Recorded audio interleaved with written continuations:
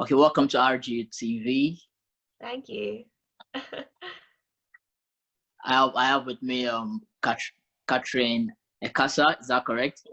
Yeah, that's it. Catherine, do you mind telling us a bit about yourself? Yeah, so I'm 22 and I've just finished a painting degree at RGU. So I was studying in Aberdeen for 4 years, and before that I lived in rural Stirlingshire, which is where I've just moved back to following my degree. Okay, that's quite nice. That's good to have you here. We really appreciate your time. And, Oh yeah, no worries. Yeah. Well, thanks for having me. It's really nice to be asked. so I just want to find out what inspired you to do art. Sure.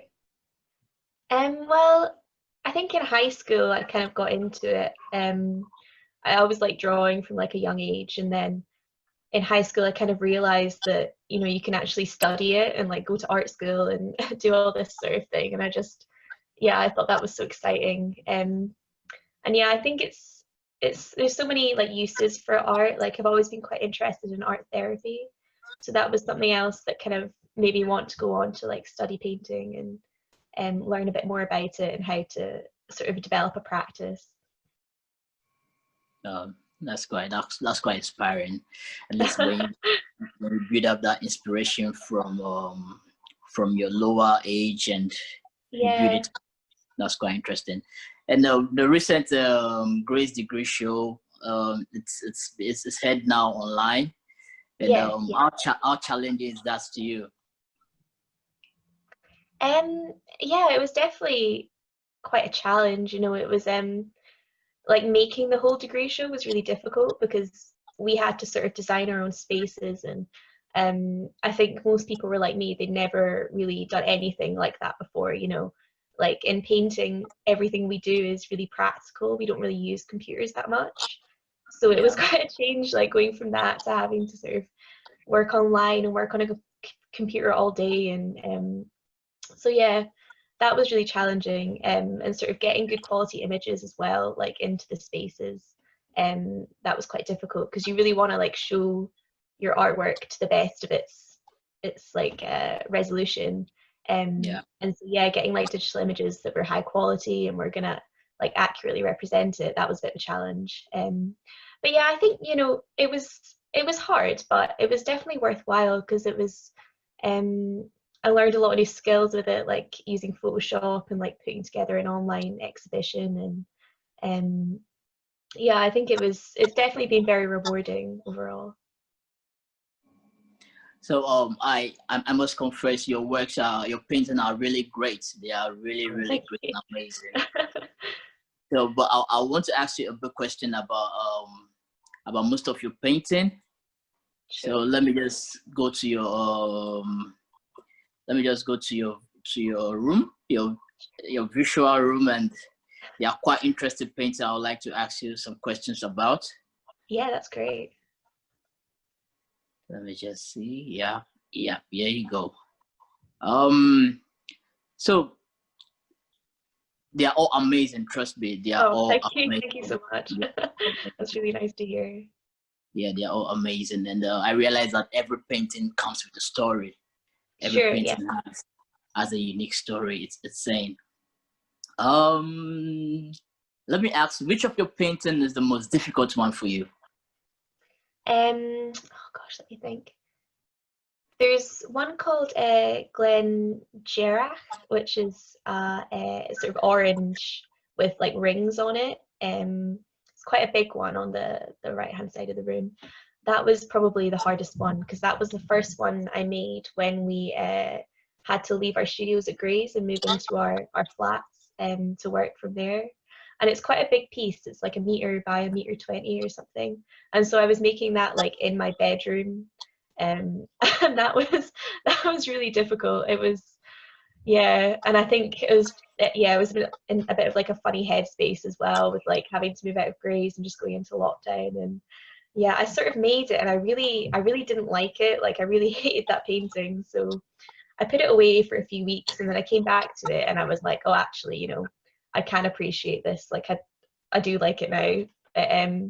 yeah, that was probably the most difficult one. But I'm really glad with how it turned out and how it turned out in the degree show. So yeah. Wow, they're all amazing.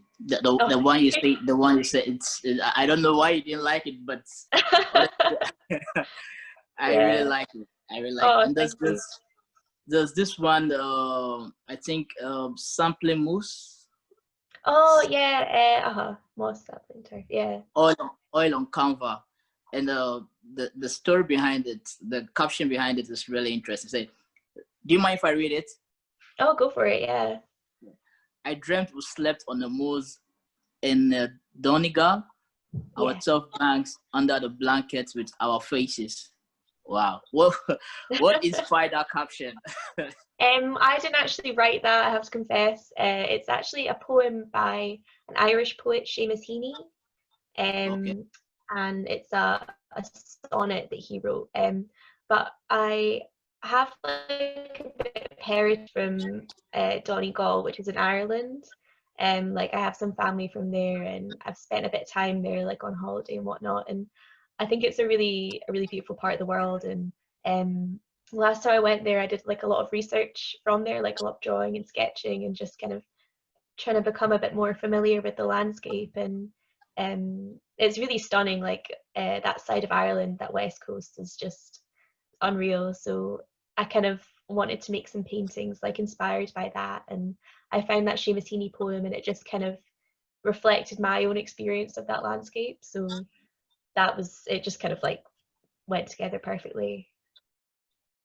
Wow. And I must confess that the Glass Mountain is also amazing. Oh, thank you.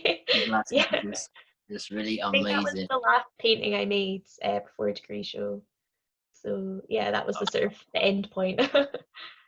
So let me ask you, if I say pick your top three, which ones will make your top three? Oh gosh, I think the moss one, definitely. That's one of my Okay. favorites. I would have to say Errigal as well, which is the big other mountain one on the back wall. Yeah.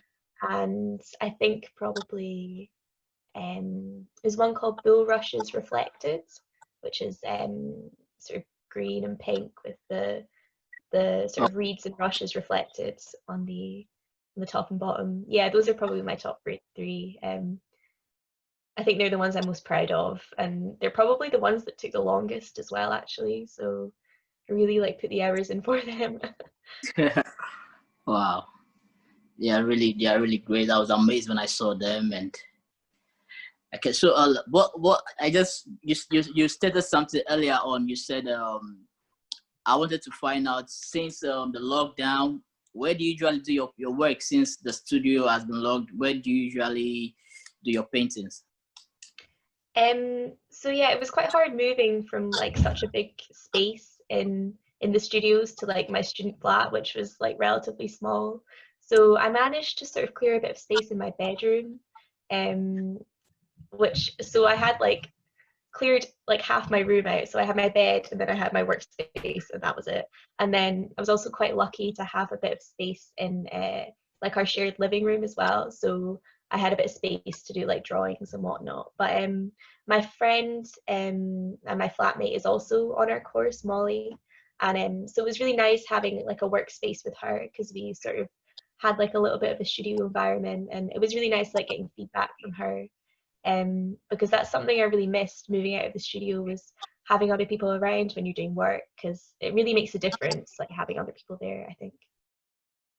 Yeah, that's true. So what if I ask you to mention your favorite artist, do you mind mentioning? Oh gosh, it's really hard. I think there's like so many different pieces that I really love, and I always feel like when people ask me this question, I draw a blank because I'm like, there's so many. But Yeah. um, there's an artist I was really inspired by called Norman Shaw, and he's No. a Scottish artist, and he also works with like the subject of folklore. So I think he would probably be like one of my top artists. He's really inspired a lot of the work I've done this year, and I think he has a really amazing drawing style, which is something I was quite influenced by. He makes like landscape drawings, but in a very like creative and different way, and I really liked that about his work. Okay. So what would be the advice you give to people that wants to study arts, especially in RGU, in Grey Art School? Yeah, I would just say not to worry too much about how your work's going to turn out at first, because I think in the first few months of art school, it's a big adjustment, and you just kind of have to let yourself experiment and not be too worried about how things are going to turn out, because it's all a process, it's all a learning process. As you make work, you might not be particularly happy with it, but every time you make a piece, you get better. So I think, yeah, that's the important thing when you start out, is just to keep making and not to worry too much about making everything perfect, or making a sort of a piece that you could sell or anything. It's about like a process and developing your own practice. Now, that's a great advice. That's a great one. And I want to know what are your plans now that you've graduated? What are your plans looking at the future? Yeah, so I've just moved back home, like I said, and my plan for the moment is just to try and save a little bit of money and keep working on my practice, just independently, and see how I get on with that without the sort of constraints of uni. And then hopefully next year I'm going to go on to do a master's. I'm thinking possibly in art therapy, or maybe in art and ecology. So still got a bit of decision making to do, but it's nice to have a bit of time before that to kind of digest everything and like process what's the last 4 years of work. Okay, talking about your masters, are you talking about coming back to RGU, or you planning to Um, look somewhere? yeah, I'm hoping to go elsewhere actually. I've looked at a few in Ireland. I'd really like to spend a bit more time there, because it's somewhere that's inspired my work. So it would be nice to spend a bit of time over there. Yeah, I mean, I really loved studying at RGU and my experience at Gray's, but I feel like it's kind of a good time to sort of live somewhere new and try something different, and yeah, a bit of a change of scene. Okay, coming back to your artwork, Yeah. I realized that every art has a story, as I stated earlier on. But I want to know which one comes first. Is it the story comes up after the art, or the story comes before the art? Sure. I mean, generally, it's the story that kind of stems from it. Like, a lot of the stories that I looked at are old, like Scottish fairy tales or Irish fairy tales. So I did like a lot of research into that, and like reading different stories and kind of picking out things that I thought were really interesting. And then I have like a big body of research, like of sketches and like drawings that I made in various landscapes. So I would then kind of, from what I'd found in the story, I would go back and look at my research and find things that I felt were kind of representative of what the story was talking about, or certain like symbols or motifs in the story that kind of like matched up with research that I'd done. So yeah, that's generally how it works. But yeah, it's great to have the stories as a starting point, because they're so rich with like imagery and atmosphere. I think it's a really good way to kind of find inspiration to make work. Oh, quite interesting. I've heard a lot of artists saying that you can't be an artist if you don't have the passion for it. Yeah. What do you have to say about that?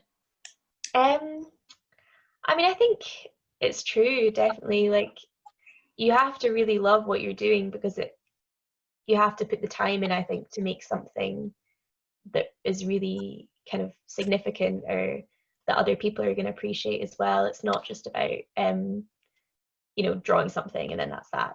I mean, I think anyone can draw, and it's really great to like be creative and like express yourself through that, or as like a bit of an outlet. But I think to sort of dedicate yourself to being an artist, you have to go that little bit further, because when you're like becoming an artist and you're developing a practice, it is something that like takes a lot of time. And you know, I think personally, like only within the last year of uni, I really started to feel like I was an artist. Like before that, I was like, oh, I don't really know what I'm doing. I'm just sort of a student. So yeah, it does take a little bit of time to build up, and I think you have to really love it. That's quite good. You, like you said, you have to have passion about what you do, and to be an artist, you have to be passionate about your works. Sure. That's, like you said, a lot of people think they can draw. A lot of people can draw. They can do something, but Yeah. there is more to it. There is more to your work. And also, I want to find out your choice of color. Does does color communicate more in doing art, in doing your work? Oh, definitely. I think so. I think you know, colors can be so important in like creating an atmosphere, creating a feeling, and the way you sort of combine different colors and the way they harmonize or contrast. So yeah, I find color really, really important in what I do. Also because a lot of the subject matter that I'm dealing with is about things that happen in fairy tales, so it's a lot of like magic and you know sort of otherworldly things going on. And I think with color you can really sort of transport like a landscape or like subject matter to something else. It has this sort of otherworldly feeling. It becomes more exaggerated or amplified, and takes on a really different feeling with the color in it. But I mean, color is something that I find quite hard to sort of put together. It's not something that I sort of come to naturally within my work. I've always found it easier to work in like black and white. So sort of really spending time working on color and like developing color palettes, I think it just became an important part of my work because I felt like it was something I had to work on in my practice anyway, if that makes sense. Yeah, it does. It really does make sense. Yeah. And also, I want to know if after doing your artwork, after doing your work, do you sometimes feel that, oh, I think there's a mistake at this point? Do you give it to other people to review, then you correct the mistake, or you just do what you do and that's it? I think sometimes, yeah, it's really important to get other people's opinion because they really pick up on things that you don't see, or you know, they can find ways around it that you know you might not recognize yourself. Like if there's something in a painting and you just think it's not working with the rest of the painting, someone else's opinion, like it doesn't even, you know, it's great to get the opinion of other art students or tutors, but just anyone, like anyone can look at a painting and kind of read it. So you know, it's great. It's so great to get like feedback on it. Um, yeah, sometimes I find like with my own paintings, I just need to like put them away for a few days and then come back to them, and it's like that sort of freshness and like having like fresh eyes, I would call it. It just makes such a difference because you can really get yourself into a rut with it. So like getting someone else's opinion or giving yourself a break, it's so important when you're making work.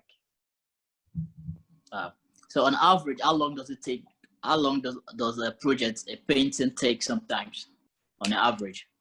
Um, Gosh, let me think. I mean, I think it can be usually I would say about 2 weeks for a painting, probably. But that wouldn't be working on it constantly because I usually sort of make paintings in layers. So I'll make a layer and then it'll dry and then I'll work on top of that and then it'll dry. So I have to factor in all like the time for the paint to dry, which can take a while, especially working with oils. So yeah, I would say probably about 2 weeks on average. Sometimes longer, sometimes a little bit less, but yeah. So what's the shortest days you've ever made a paint? Um, I think maybe like a week. A week? Will be the shortest. Yeah. I think the last one that I made in like a week because I didn't have that much time before deadline. So I was like rushing a little bit. But it's always nicer to have more time because you can sort of put more thought into it and take your time with it a bit more. And yeah. Is it a glass mountain? Yeah, that was that one. Yeah, yeah. Okay. Wow. It took you a week to do that. Wow. Yeah. I mean, it was a week of like working long hours Yeah. every day, but it was a week nonetheless. Yeah. Yeah, that's a great painting. Trust me, that's a really great painting. Also, I want to know what's what's the most challenging thing as an artist? What's the most challenging thing for you as an artist? Um, I think there's like a few things like within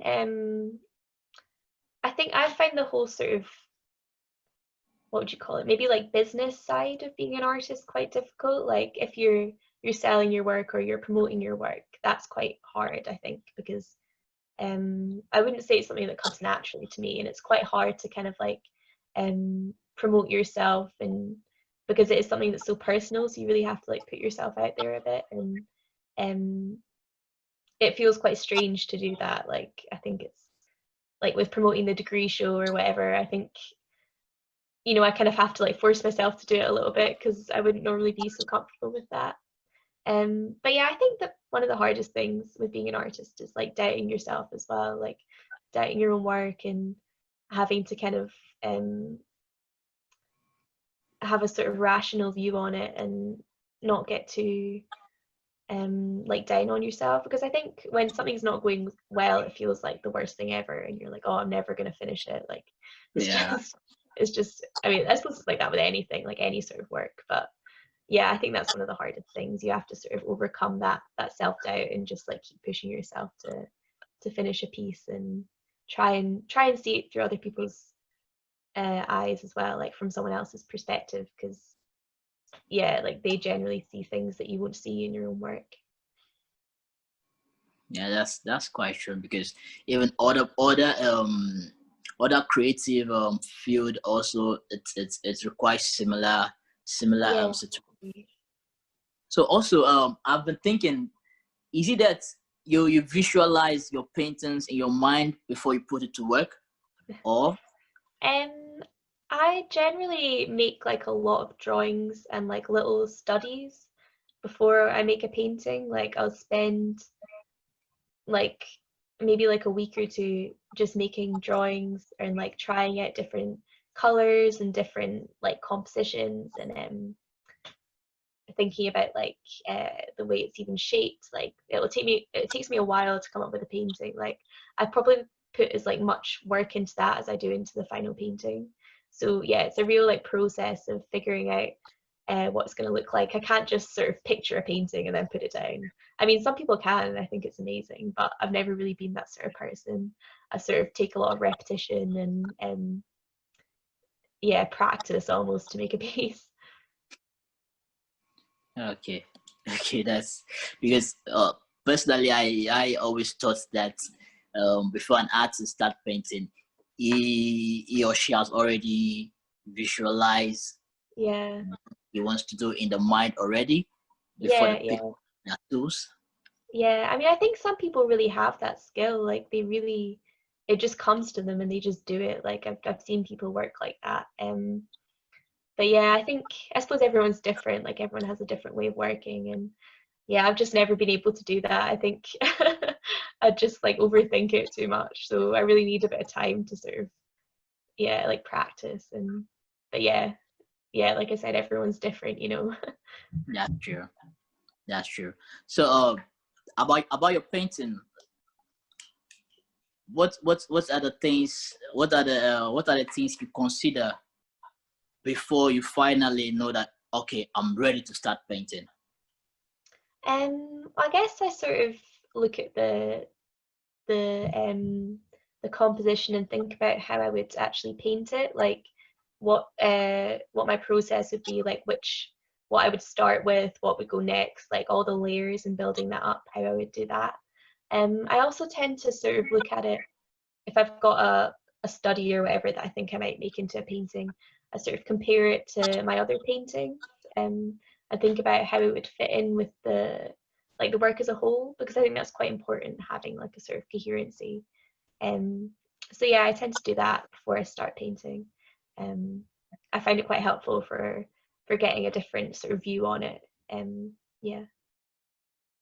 Okay. So do you have plans for any exhibition in the near future to display your works I for? haven't got much in the pipeline at the moment. I've been shortlisted for the Visual Arts Scotland graduate showcase, which is really exciting. I'm not sure when it's happening yet. They haven't announced dates, but some of my work will be exhibited online in that. So that's something that's coming up soon. I think it'll probably be maybe like the end of summer into autumn. And yeah, hopefully when sort of galleries start opening again, might be able to organise a bit of an exhibition in like a real one, a physical real life one, which should be really exciting. Yeah. Our painting course, or we still got a little bit of money left over from some of the funds we raised for our degree show catalogues. So I think we're hoping with that we might be able to put that towards a show in the future and have a sort of second degree show in a way just for the painting course, which should be really nice. Okay. And congratulations once again for getting such Yeah. a platform. Cheers, yeah. Your works are worth it. Your painting worth all those platforms, and I'm sure with time you go beyond your expectation with such paintings. They are really great. Thank you. Hopefully. Thank you very much. So what advice will you give to painters that are should I say struggling? No, I wouldn't use that word, but what advice will you give to painters that, any words of encouragement to your fellow painters, your fellow artists, I mean? I would say, like, at the moment, it's quite a difficult time to be in the creative industry with the whole COVID-19 crisis. I think it's affected the arts quite a lot. But I mean, I would say to anyone who was maybe struggling to find a bit of inspiration or motivation to kind of like go back to doing what they love and to think about what first made them want to start painting and just go back to that. Like, if it was just, you know, drawing flowers or drawing landscapes, like, just go back and do something that you actually enjoy and that makes you feel like calm or at peace or anything like that. Because I think that's really what art is about. It's about finding something within the art that you can relate to and is kind of like you connect with on a personal level. So when you come to a point in your work where you feel like you're not going forward, you can go back a little bit to what first made you want to do it. Okay. And congratulations once again for successfully completing your program at Grace. And honestly, it's a privilege speaking to you. And Thank you. I really appreciate your time. So any final words, Catherine, you have to say? Any final words you want to say? Yeah, just to anyone to go and take a look at the degree show. There's a lot of work on there that's really exciting and really diverse, and all the spaces are amazing. You know, there's so many interesting sort of online worlds on there to take a look at. So yeah, it's definitely worth spending a bit of time on. Well, thank you so much, Catherine, for joining us. We really appreciate very much for your time. I've really enjoyed this, actually. Congratulations once again. Thank you. We wish you all the best in your future endeavors. Thank you very much. Yeah. And we look forward for your works as well. And progress is all we wish you. Thank you so much, Catherine. Thank you very much. You too. Cheers. All right. Take care. Bye. Okay. Thank you very much. Bye.